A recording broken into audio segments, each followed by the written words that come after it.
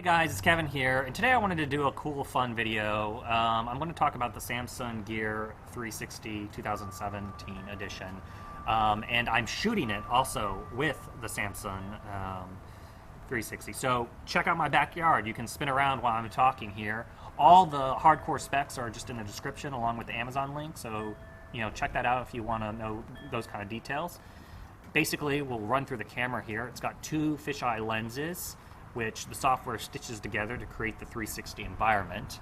You got the microphone for recording. You've got the button here that you can press to take the photo or start the video. You can also remotely control it via their software on your phone, which is how I recommend doing it. There's also a little screen here which tells you how many minutes you've been recording or how many photos you have left.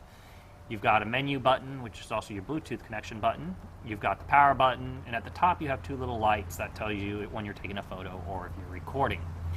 And on this side you have your charging cable slot, and this is a MicroSD card slot to store your photos.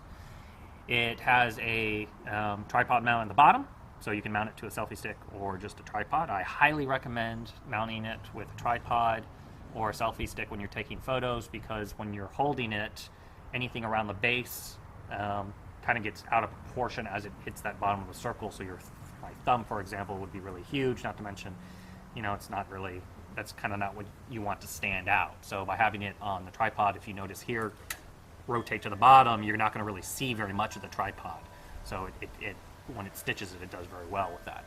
It also comes with this little gray rubber tube here, which is kind of a cool little thing. I didn't think much of it when I got it, but you can set this down if you're on the go and traveling. You can set it down and it secures the camera, so you can step away and take a photo without it just falling out, in case you don't have a tripod. I always don't have that situation. I just got back from Fredericksburg, and it came in handy, and then of course everybody was wanting to know, what the heck is this device, what are you doing? So it is an emerging technology, so it's only going to get better as the various versions come out down the road. But what's impressed me about this camera versus a lot of other 360 cameras on the market is Samsung has found a balance of great quality and then also a price point. It's an affordable, it's not going to break the bank jumping into with this camera, but the quality's like several of the very expensive cameras out there.